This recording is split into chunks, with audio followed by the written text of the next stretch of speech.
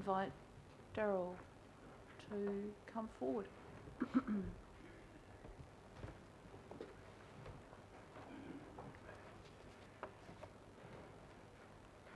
It's page 99, just in case people are wondering where we've got to.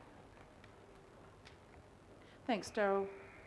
Just I want to acknowledge before you start the huge amount of work that's gone into the preparation of this item, the meetings with all our local boards, and certainly the amount of energy that library staff have put into making this work. Thank you. Morena, ko Daryl Soljan taku ingoa, ko o te po arahi pataka kōrero a hapari ki te raki mi te uru, a pataka kōrero kaiwa. Tēnā koutou, tēnā koutou, tēnā koutou katoa. So good morning, my name's Daryl Soljan. I am the head of community libraries for North and West, and also the mobile and access unit, and that's why we're here to present this report today.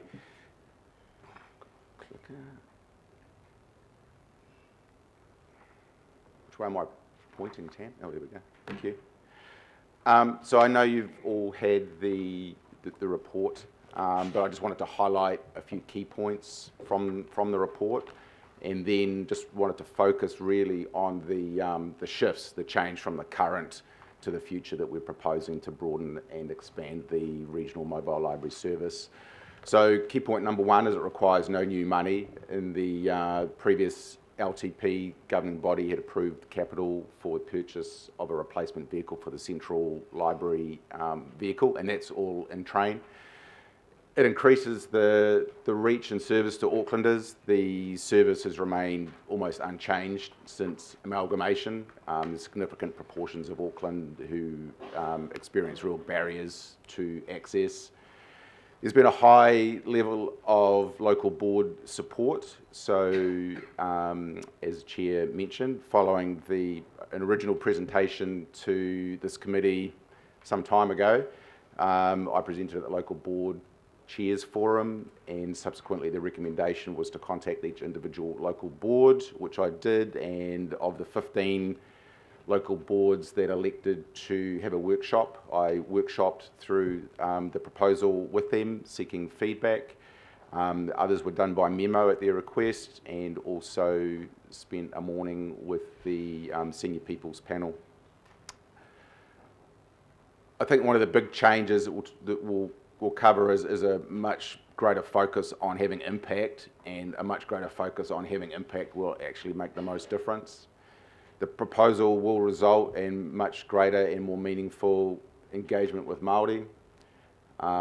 It supports volunteers, not volunteers to carry out baseline library work, but it gives us the opportunity to expand services, particularly in areas where librarians would not traditionally operate. It removes duplication. I know all of us at Council are very keen to do things smarter and eliminate duplication, so this does a lot of that. And then ultimately as well, the proposal will result in much greater well-being and safety for our staff. Just wanted to cover off some numbers to paint the current picture and the what's really behind the drive to make some changes. So first thing off is year on year, the service is reducing in the number of people who are using it. So unless we make some changes to make the service more meaningful and more relevant to more Aucklanders, we can't expect that trend to change. So the libraries, the mobile libraries as they stand at the moment, effectively operate in a quadrant of Auckland, basically legacy bound, operating like a two weekly milk run, so doing the same places every second Monday and following the same cycle, stopping quickly, moving on. And because of the way that we operate, those vehicles that service is effectively only open 19 hours a week. So we've got 168 hours a week that we could be operating, and we're operating for 19 of them. Because of the nature of the way that we operate, the service is we're only spending an hour or longer at 14% of the stops that we go to. So very quick transactional visits. We're not at a place at any length of time for the most part to be able to actually have some impact and do anything other than the quick transaction of some books. And despite Auckland Libraries, one of our reasons for being our raison d'etre to help lift literacy, particularly among young people, we're not doing that because we're only spending 14% of our time with young Aucklanders. Possibly the most, not controversial, but the piece of the pie that local boards have had most interest in that we're proposing to change is that a lot of the residential stops that we go to, so the bus parks on a roadside has done since amalgamation, we at about 30% of those stops, less than 6 people use that service. So it's a very expensive way to look after a very small number of people. We have some stops where 1 person will hop on, 2 people. We have some stops that we go to where no people use that stop, and we're saying that this is not a smart way to use the assets and the money of Aucklanders, that we can be using that to make a great deal more impact in other parts of Auckland that are crying out for library services and struggle with access. And then following on from that, we know that of the people that use those residential stops, which is what most people think about when they think about mobile library services, and 60% of those customers also use a community library. So we know that access is not an issue. It's convenient that it parks outside their house, but we know that at some other time in the week that person hops in their car or on the bus, goes to the doctor or the supermarket or wherever and uses a community library. So we're duplicating a lot of service there. And then finally, we take these big vehicles to places like rest homes, pensioner housing, retirement villages, and these are not actually the easiest vehicles in the world to access if you're a bit older or if you have mobility issues. So straight away, the vehicle that we're taking there is preventing a lot of older Aucklanders especially from being able to use the service. And when they hop on, there's not much room on board. It's largely a transactional book type service. And one of the big things that we're proposing to change is the way that we look after older Aucklanders, and I'll touch on that when we come to the shifts part. So despite all this, despite the fact that we're serving a whole bunch of Aucklanders that can get library services at their local community library, apart from the fact that we say that we're all about lifting literacy in young people, we're not putting our money where our mouth is with the way that the mobile libraries are currently set up. Meanwhile, we know there are significant parts of Auckland that are really struggling to access library services, and by stopping some of the duplication and by stopping some of the stuff that's merely convenient, we can shift resource to places where it really is going to have some impact. So I'll just talk through these just very quickly. We're moving from 4 vehicles with 4 staff to 5 vehicles with a team of around about 11 to 14, depending on how that's structured. I think 3 really key things are the new roles. So there's a new Māori mobile librarian, which will be a fluent Te Reo speaker, which gives us an opportunity to much more meaningfully engage with Māori at marae, especially places like Kura Kaupapa and other Māori learning institutions where bilingualism isn't what they're after. Also a housebound coordinator, so there are significant numbers of Aucklanders who cannot access library services often through disability, other reasons as well. Some of it might be temporary, some of it might be permanent. So we've been trialling in the Henderson Massey local board for a while now a housebound service that engages volunteers. So it's a little bit like Meals on Wheels. We learn from a housebound customer the types of genres that they might like to read. Our staff back at the community libraries curate bags of books that relate to what their interests are, and then the volunteer delivers those books from the community library to the customer. And we know that often it's as much about the human contact as it is about the delivery of the actual collection, and the feedback has been great. We haven't got the resources to do that ourselves, and it relies on volunteers having cars. It relies on their they're short bursts of time and energy. But by having a housebound coordinator, it gives us the ability to recruit volunteers, and we know there are lots of volunteers that want to work at libraries. And this gives us a chance to train volunteers and have volunteers doing work that we otherwise could not do. And it's expanding our service, and it's just a win-win for everyone. Currently, the mobile library service operates Monday to Wednesday, 9 till 5, which just happens to be when most Aucklanders are at work or studying for the most part. So the expanded service will give us the opportunity to operate 7 days and outside of business hours. The current service targets everyone everywhere. We're saying that we've only got X amount of resource. We really need to focus it on where it's going to have the greatest impact. There's been a real emphasis on presence and on vehicles, so a real emphasis on frequency of the buses zooming around, being seen to be lots of places all the time. And what we're saying is that it's actually counter to delivering a quality service in a number of instances, and in fact those big buses are barriers to entry.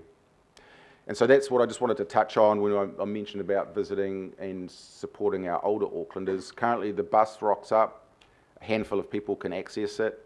Meanwhile, back inside the retirement home or the rest home or in the other pensioner housing, people who might like to access the service can't because of mobility issues. So what we're proposing to change is let's take away the bus from those places where it's actually preventing access. Let's take the bus to places like early childhood centres and schools. And instead, let's have a team of our people go into these retirement villages or these other places, not for half an hour like we're doing currently, but for an hour and a half, a couple of hours, and rather than just delivering books, while they're there, let's have our expert librarians helping these customers access the collection. We'll still take books for them, but at the same time, we can sit down with them, train them to use the iPad that the family's given them that they're struggling how to use to be able to connect with family, for example, through Facebook. And I've seen a number of those instances and a number of older Aucklanders who it's been like a miracle that all of a sudden they know how to see photos and things that their grandkids are doing. So that's quite a change. We can curate book clubs together. So at the moment, individuals hop on in and off the bus. We can actually be building small communities within a place like that by having book clubs.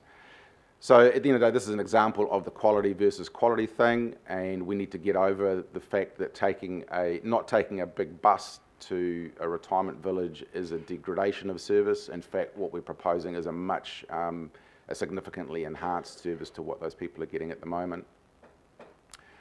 So I think you can see the rest that's there. I've touched on the main parts of the proposal. We're not asking. What we're really looking for is approval and endorsement of the principles and the direction of the proposal. In every local board, there'll be some operational changes, and what we're proposing in terms of the detail isn't written in stone forever. We're proposing that we will learn and evolve the service. We will discover communities that we might not be touching that could benefit. And we'll be visiting other communities or schools that might say to us after a while, you know what, we're actually good on our own now, you've helped us grow our capability, and we can use our resource to go off and help some others. I'm sure there's some questions.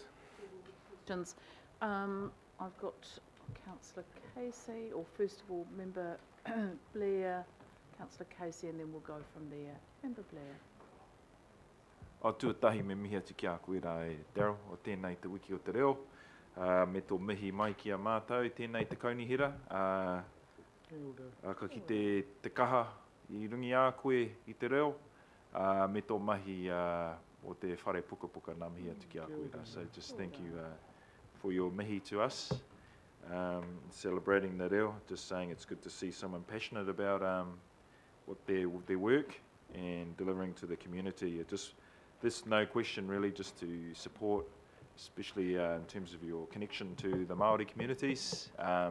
This is one way which we can uplift the literacy, people reading with their children, and impacting on educational success. So, as you know, Māori are hard to get to sometimes and hard to get out to community libraries. We just wanted to tautoko ki a koe rā, me tō rōpū mo tēnei mahi. So just to Thank you. support. Thank you for your work. Kia ora, Member Blair. Councillor Casey. Darryl, one of the things that you intend to do with the buses, is to attend more regional and local events. And every time I go to, I'm sure most councillors do this as well, every time I go to an event, I always visit the bus, and I've seen a librarians dressed as pirates. Yeah. I've seen storytelling with kids swarming to the buses. I've seen themed collections. Can you just talk a bit more about what you will be enabled to do with the buses? Sure, and that's a great point, because we want to be, I describe it, we want to be where Auckland, when and where Aucklanders are. So at the moment, there's a lot of places that Aucklanders don't expect us to be, and times that they don't expect to see us, and we want to change that. So we think that there are even more opportunities with a 7-day service and with a bumped up team to attend these events at parks, at beaches. We think there's some cool opportunities at council-owned campgrounds that we don't currently attend. And the big thing for us, quite apart from the fact that staff have a great time, it's all good, and it's important that we all enjoy our work. We want to be engaging with Aucklanders who aren't our customers. So we're really proud of how much Aucklanders love Auckland libraries, and you only have to make some suggestions about some significant changes to see how that manifests itself. So it's great that the Aucklanders who use us love us. The thing is that far less Aucklanders use Auckland libraries than we would like, and we want to change that by getting in the face of non-customers and helping them understand the things that we do, the resources that we have, and the things that they can access for free, essentially, for living in Tāmaki Makaurau. So that's the advantage that going to these events gives us, as well as providing some entertainment on the day. It helps us get new library members, and it helps us engage with people and families that might not otherwise come across an Auckland library. And the cool thing is the 2 new vehicles that are coming, so rather than replacing the big old tired central bus with the same thing, we've got 2 new vehicles coming for the same price, essentially, which are more like kind of camper vans, and they'll be able to reach a number of places that we can't get to now with the big buses. So I'm thinking some of our beaches and parks where taking a 20-ton mobile bus just is not practical or safe. The 2 new vehicles will be much more agile and enable us to visit a lot more places. Might even mean that we can get to places like Waiheke and Great Barrier Island. Follow-up question.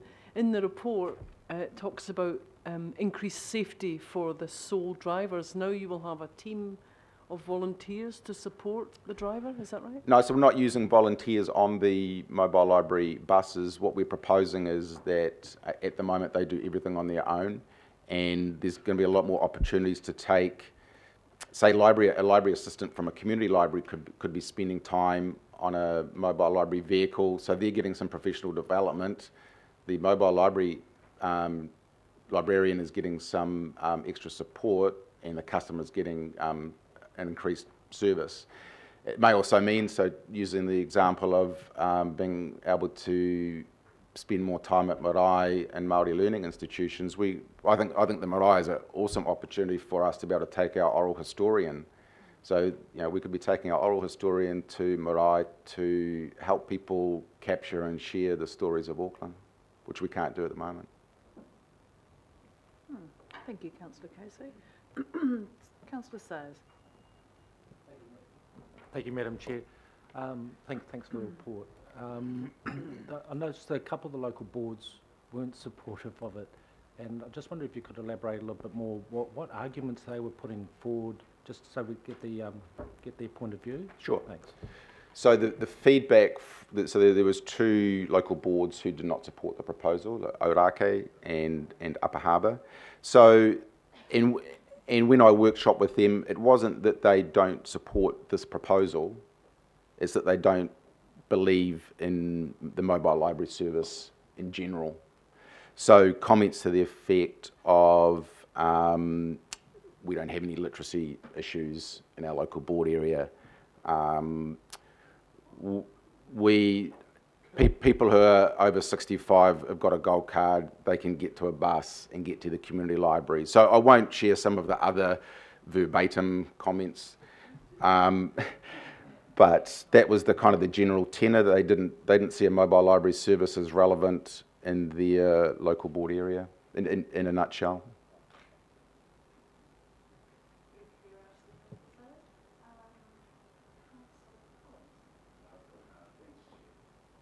Thanks, Chair. Just a few questions. Can I just pick up on the question that Councillor Casey asked around the safety of just the driver and getting some support? Are there regulations with regard to being on your own? I was just wondering if there were health and safety issues. Like, I get that you only need one person to drive the bus, but yes, just being on their own anyway, there's no kind of regulations around whether they should be on their own the whole time? So Merla can talk to that, she's a bit more across it than me. Yeah, Councillor Collins. We have a lone worker policy in Auckland Council, and we've been doing quite a bit of work in Council at the moment, and Dean and I are both involved in it, around safety of staff, and essentially it's a program around minimising violence. So we're very much aware of that, and we do have systems in place for our people who are on their own. And I guess we're doing a big refresh of that at the moment, so it's a timely question.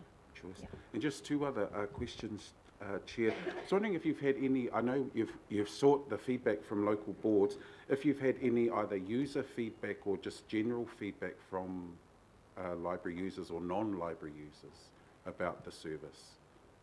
No, I mean, we collect through, so every year at libraries, we've got a feedback mechanism set up, so it's very easy for customers to provide both qualitative and quantitative feedback. And we at libraries, we get about 100,000 pieces of qualitative feedback. We get it every day, every week.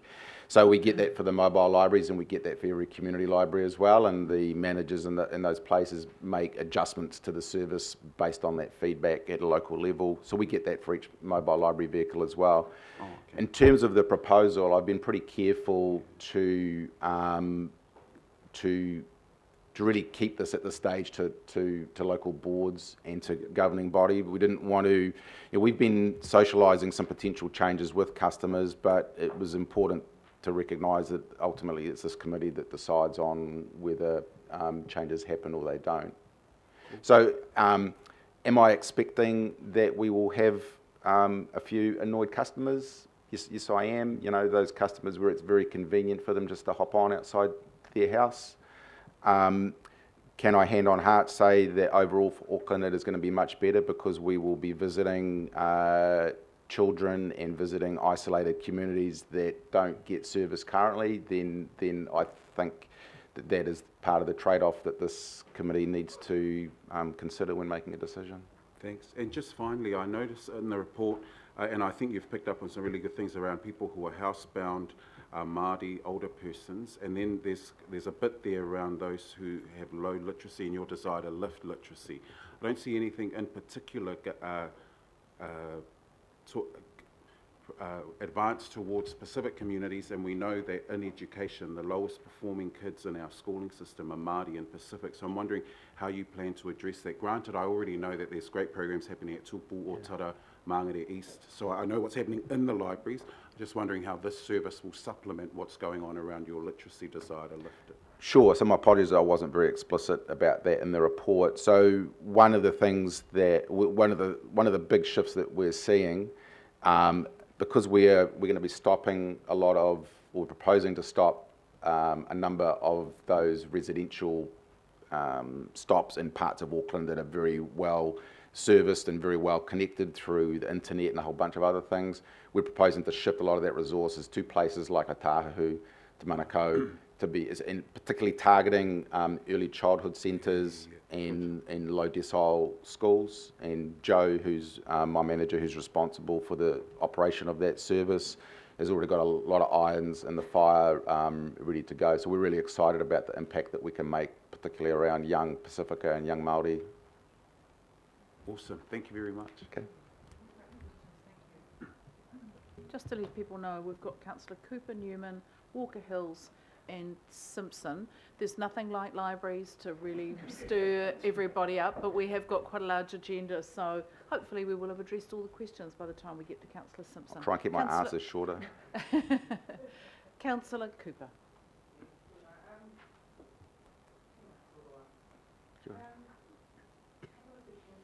You might just need to, sorry, Councillor. It's right. We've swapped them from somewhere else. In terms of, I was just wondering with the Ōrākei Local Board, did they made these comments, did they not know that they had the Ōrākei Marae and Papakainga in their local board area? It's just interesting. My other question is, around the community, we have a lot of volunteer community libraries. I mean, in Councillor Halsamaiwa, we've got Te Atatu South and Piha Waitarua, and I know that Piha gets a library grant. Is this another way of giving them a bit of professional support and ideas? You know, because, and I'm sure Councillor Sayers is happy too, because when you have big rural areas, often it's just community libraries. Is that another way of just supporting them, or having events at their libraries, things like that? You know, if it's, would you envisage anything like that? Yeah, it's a great question, because I forgot to mention that one of the new roles is a rural librarian. Right. So we know that in Franklin and Waitakere Ranges and Rodney in particular, there's a number of rural libraries that are operated with various degrees of expertise and hours across the week. So the rural librarian's role is to support those staff, those volunteers, yeah. And be able to be a bit more professional with those rural libraries, the ones that really want the support. There's some that have made it clear, look, we're happy just doing what we're doing, just leave us to our own devices. We've got others that are really appreciative of some increased support, and we're also doing things like introducing, once again, for those rural volunteer libraries that want it, is introducing Wi-Fi to those libraries which haven't got them before, and this is also responding to growth in new areas as well, growth areas where we're, you know, there's. Well, Hobsonville Point's a case in point where there's a huge sort of proliferation of older adult communities now, and a lot of them can't get in the car, you know, so that would be really great. Yeah, so thanks for that question. Thank you. Yes, thank you. All seems quite a good thing. The question that I had is, what is the selection criteria for volunteers who work within this particular service? First of all, we have members of the public approach us wanting to volunteer. So I've been involved with hospice for well over a decade, and a part of hospice's success has been to be able to recruit and nurture and provide meaningful opportunities for those thousands of volunteers. And at libraries, it's the same thing. It's finding the types of activities that keep volunteers interested. At the end of the day, volunteers, from a council's perspective, are regarded in many ways like employees. They need to be vetted to make sure that we're not, you know, sending inappropriate people or people who shouldn't be out to visit our customers. They have health and safety training. So it's usually people who want to want to be volunteers and have a particular interest. We have a really good volunteer framework that addresses a number of those things. Will the mobile library service under the change model, will you be able to ensure that there is at least a trained librarian as part of the team, and that we're not just fully moving away from professional librarians to all volunteers? Yep. So I just need to be really clear that we're not proposing to use volunteers for any baseline library services. We're not using volunteers to do the work of library staff. Okay. So if we didn't have volunteers, we could not do this housebound service. So this is not technical work. This is work that's spasmodic, that needs people to have their own vehicles. It's a bit like Meals on Wheels. You know, if Meals on Wheels didn't have their volunteers, meals wouldn't get delivered. And if we haven't got housebound volunteers, then books and human contact won't be delivered either, unfortunately. And just one other question, so that the training that you talked about for the volunteers, is that training which is maybe foundational training to assist with their diplomas in library and information systems, that level 5 course? Because I think that's the entry course or something. No, like that. we're talking about very basic. This is how you treat customers. These are our health and safety rules. So I'm talking about very, very basic training. They're not really receiving any training that would get them to become a librarian. We're talking about just very basic health and safety, customer care type of training. Okay, thank you. Okay, thank you. I've just got a question around the way that you interact with communities or customers. Would it be fair to say that when you go out and you're going to a particular community, and that might be one that's more interested in Te Reo as compared to some seniors and the like, that you customise the books and the like for that trip? Is that a fair? That's very fair. And in fact, the 2 new vehicles, I mean, I don't know who in the room here remembers Thunderbirds, but like Thunderbird 2 had could like pick up different containers and drop them off where needed. And so these new vehicles have been designed to be able to go to a library. We take the bins of books that might be specific to a Māori collection, and in place we might take some large print of romance and westerns or something. Right. I'm not being disparaging, but westerns and romance are very popular in the retirement villages and large print. So you can plug stuff in and out. Yeah. And yeah. Can we have a chance to see one of these? We'll make sure that when the 2 new vehicles arrive, that there's an appropriate opportunity to do that. Stunning. I love Councillor Wayne Walker pricked his ears up when it came to romance and westerns. Well, that's we know your favourites now, Wayne. It's good to know. Sure, but we'd love the library staff to decide what they would pick each of us as having. That would be a very interesting exercise. Councillor Hills. Thank you very much. I think there's been enough questions. So just separately, I'd like to have a kōrero around the work with rangatahi and tamariki, just separately, so just really supportive, so thank you. That's great, thank you. Thank you, Madam Chair, and kia ora, thank you for your presentation. One of the suburbs in the Ōrākei ward is Ellerslie, and they've requested a library, which we haven't been able to fund. So can you assure me that the mobile library service will be retained in the Ōrākei local board area? I can, yes. Thank you. My second question is, when or how often will the evaluation of the new changes come back to us? Yeah, so this first change obviously is a big one for us, and I think we're going to need to give it at least probably 9 to 12 months to bed in. So I would suggest that we report back in 12 months' time, and then when we report back, that would be a good time to perhaps consider the ongoing review process, what that might look like, and over what sort of time frame that might take part. But I think if we come back after a 6-month review, we really haven't left, or even 9 months, I don't really think we will have given it enough time. I know how hard the team has been working to engage with schools, and that everyone wants to engage with schools. We think that we can make a real difference, and the schools agree with us, but it's quite a process to go through to connect with the principals, to connect with the staff.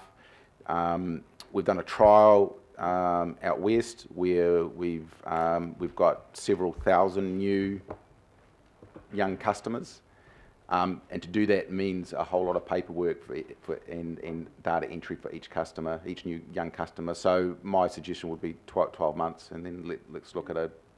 So on that, Madam Chair, if I may, I think also the evaluation of the Te Reo speaking work would be good, because it's slightly different to what we've done before, so it's great. And my final question is, look, our ward's also very good at volunteering, so when you do the marketing for volunteers to assist, can you please send it around the councillors so that we Sure. can send that out to our networks. Great, that'd be great, thank you. Right, thank you very much. That's all.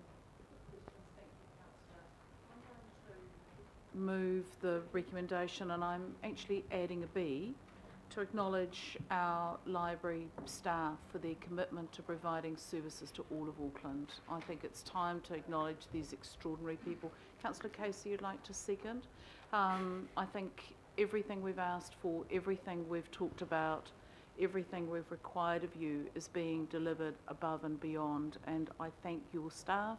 I acknowledge the services, and I know for our community who are starved of opportunities to engage in the world of books and learning, you're actually going to go in and fill those gaps, and I thank you from the bottom of my heart for that. I'll put the recommendation. All those in favour, please say aye. Aye. Against?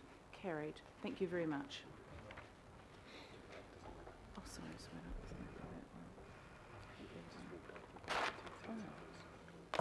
Oh, sorry. Councillor Darby, I do apologise. I didn't see a recommendation here. It's all good. I think we've covered it. Humble apologies. It's enough to concentrate on chairing and driving the microphone. That's just now exceeded my abilities.